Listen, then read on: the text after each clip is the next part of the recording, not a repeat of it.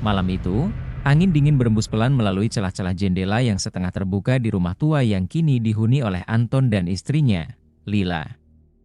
Rumah besar yang ia beli 6 bulan lalu bersama istri barunya itu terletak di pinggir kota, dikelilingi oleh pepohonan lebat yang tampak seperti dinding alami dari dunia luar. Namun, suasana rumah yang seharusnya tenang berubah menjadi sesuatu yang menakutkan.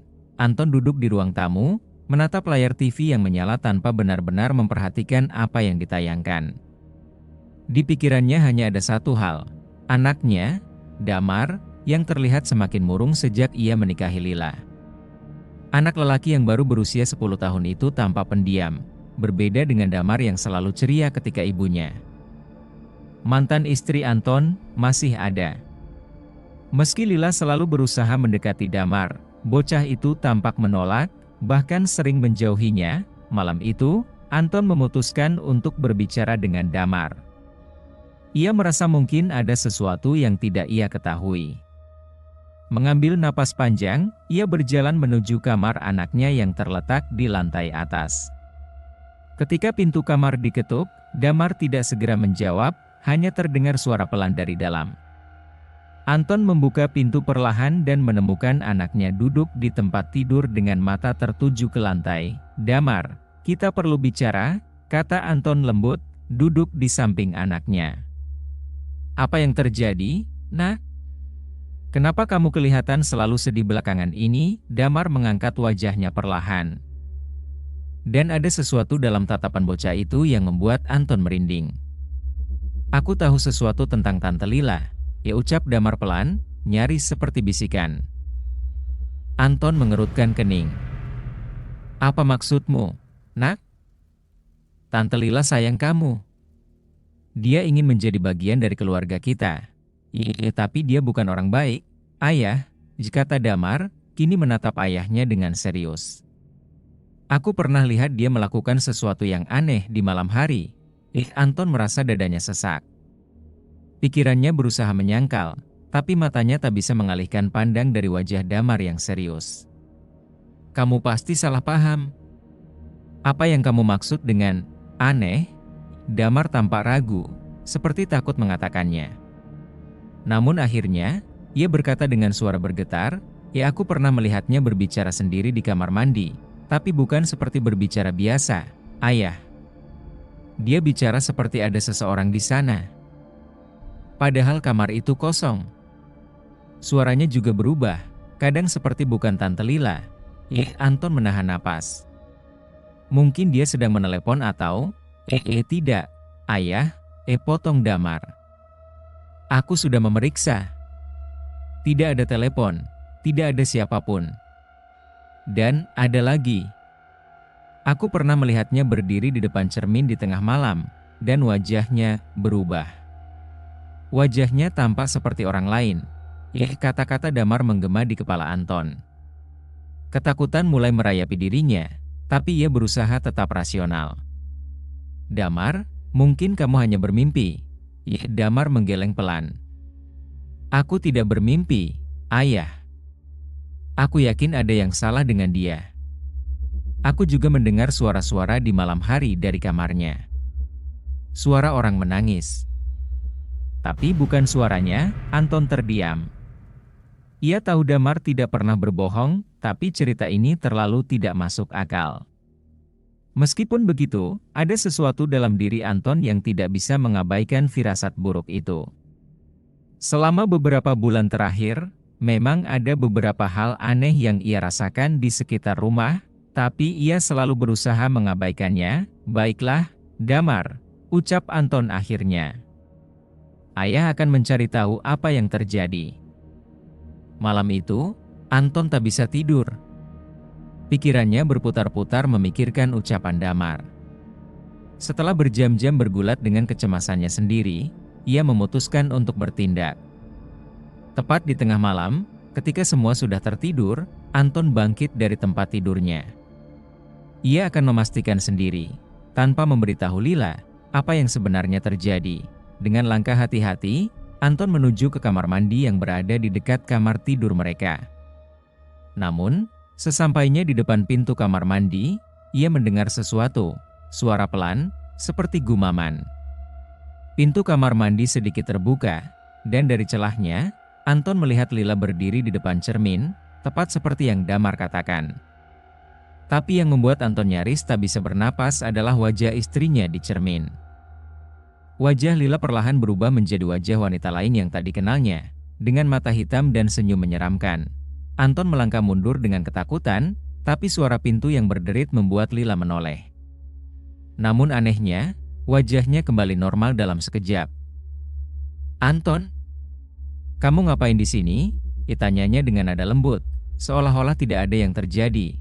Jantung Anton berdebar kencang, tapi ia berusaha tenang. "Tidak apa-apa.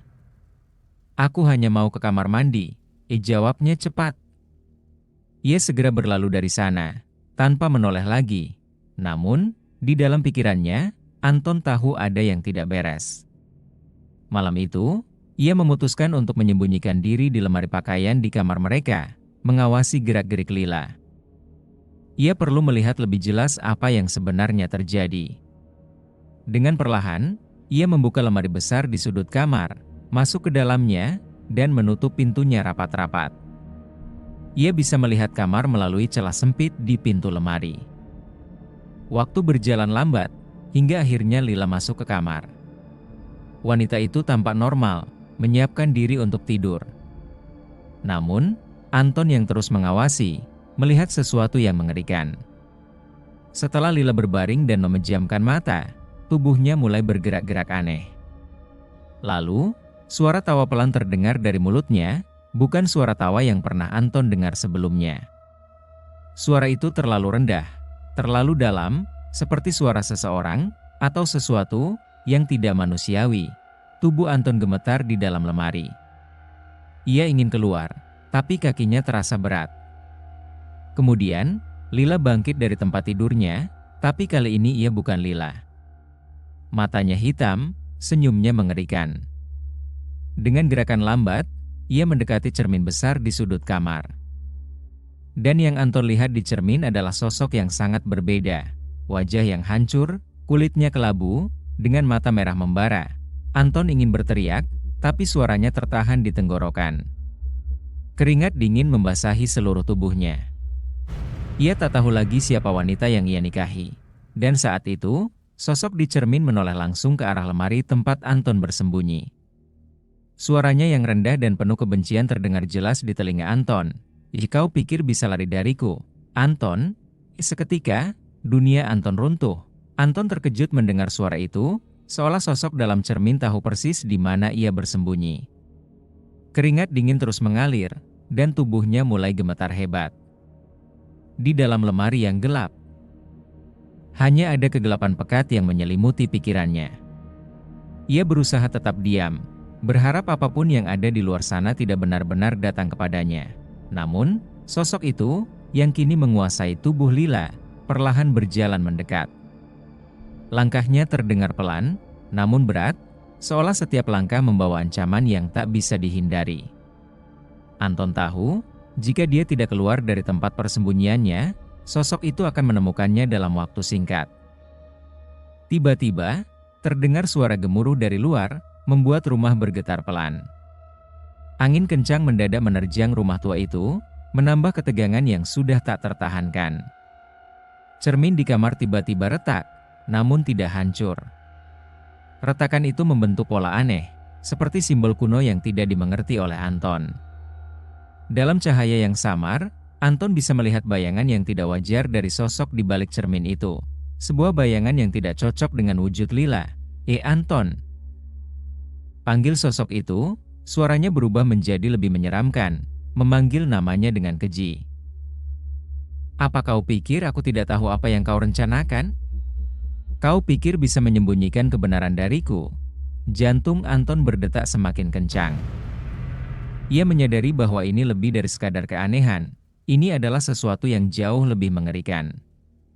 Pikirannya langsung teringat pada Damar. Ada apa dengan Lila? Apa yang telah terjadi pada wanita yang ia cintai? Pertanyaan-pertanyaan itu berputar-putar di kepalanya, sementara rasa takut semakin menguasainya. Sosok itu berhenti tepat di depan lemari. Nafas Anton tercekat, takut jika suara sekecil apapun akan membocorkan tempat persembunyiannya. Sosok itu menatap ke pintu lemari, seolah bisa melihatnya meski Anton bersembunyi dalam kegelapan. "Ya, aku tahu kau di dalam sana." Suara itu terdengar mengerikan, dingin dan penuh dengan kemarahan yang menekan. Tiba-tiba, pintu lemari terbuka dengan sendirinya, tanpa sentuhan apapun. Di depannya, berdiri sosok Lila dengan wajah penuh kebencian, namun mata yang memancarkan sesuatu yang jauh lebih mengerikan daripada yang pernah Anton bayangkan.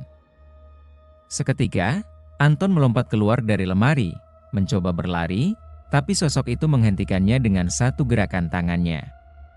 Tiba-tiba, tubuh Anton terasa kaku, seolah ditarik oleh kekuatan tak terlihat. Ia terjatuh di lantai dengan keras, merasakan sakit yang luar biasa di sekujur tubuhnya. "Lila, siapa kamu sebenarnya?" teriak Anton, suaranya gemetar. Sosok itu mendekat. Senyumnya melengkung menyeramkan, dan suara yang keluar dari mulutnya bukan lagi suara manusia. "Lila sudah lama pergi. Aku yang menguasai tubuh ini sekarang." Anton berusaha keras untuk bergerak, namun sia-sia. Sosok itu membungkuk di depannya, wajahnya semakin mendekat, dan Anton bisa melihat jelas bayangan gelap yang membungkus tubuh Lila. Itu bukan lagi istrinya. Ada sesuatu yang jahat di dalam tubuhnya. Kau tidak pernah tahu, bukan? Sejak kau membawaku ke rumah ini, kau sudah memanggilku kembali. Rumah ini bukan sembarang tempat. Ini rumah tempat aku terkurung dulu. Tapi, sekarang aku bebas.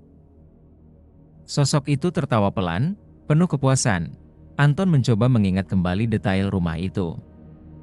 Ia membelinya dengan harga murah, sebuah rumah tua yang sebelumnya kosong selama bertahun-tahun. Tidak ada yang memberitahunya tentang sejarah rumah itu, hanya cerita samar-samar dari tetangga yang mengatakan bahwa ada sesuatu yang tidak beres di sana, tapi Anton tidak mempercayainya. Kini, ia merasa kebodohannya berakibat fatal. Namun, di tengah ketakutannya, Anton teringat sesuatu yang Damar katakan. Suara orang menangis. Tapi bukan suaranya. Ada orang lain di sini, orang yang pernah tinggal di rumah ini sebelum mereka. Anton terengah-engah, mencoba berbicara dengan suara lemah. Apa yang kau inginkan? Apa yang terjadi pada Lila? Sosok itu tersenyum lebar, lalu perlahan menjawab, aku menginginkan kalian semua. Tubuh ini hanyalah awal. Lila adalah tawaran yang bagus, tapi aku menginginkan lebih. Dan kau akan menjadi bagian dari ini, seperti istri barumu. Mendengar itu, Anton dipenuhi rasa marah. Ia tidak bisa membiarkan hal ini terjadi. Tanpa berpikir panjang, ia memusatkan seluruh energinya untuk meraih sesuatu di dekatnya. Tangannya menemukan gagang lampu hias yang terletak di lantai. Ia menghentakkan gagang itu ke tanah, menciptakan suara keras yang menggema di dalam ruangan. Sosok itu tersentak. Terkejut oleh kebisingan yang tiba-tiba, Anton mengambil kesempatan itu untuk bangkit dan berlari menuju pintu.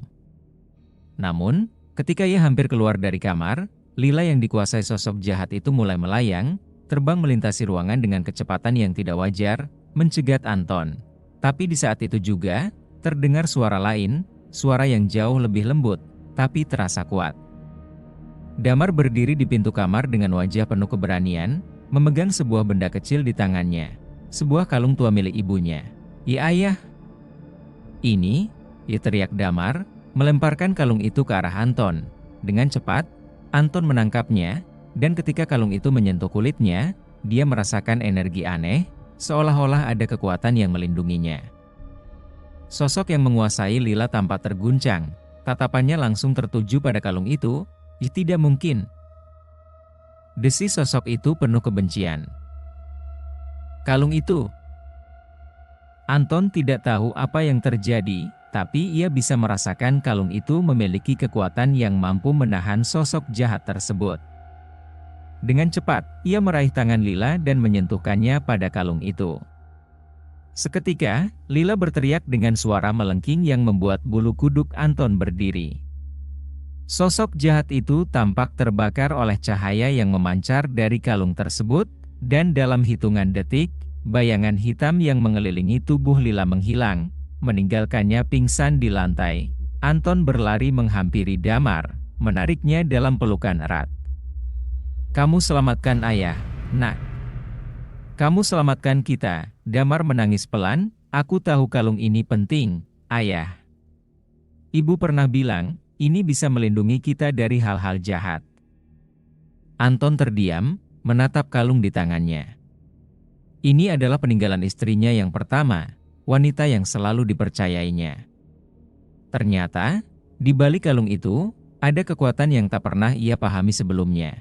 Lila terbaring lemah di lantai, namun dia sudah kembali menjadi dirinya. Anton tahu ini belum selesai, tetapi untuk malam ini, mereka selamat. Namun, ia menyadari satu hal, rahasia yang bersembunyi di rumah itu masih jauh lebih dalam dari yang ia kira.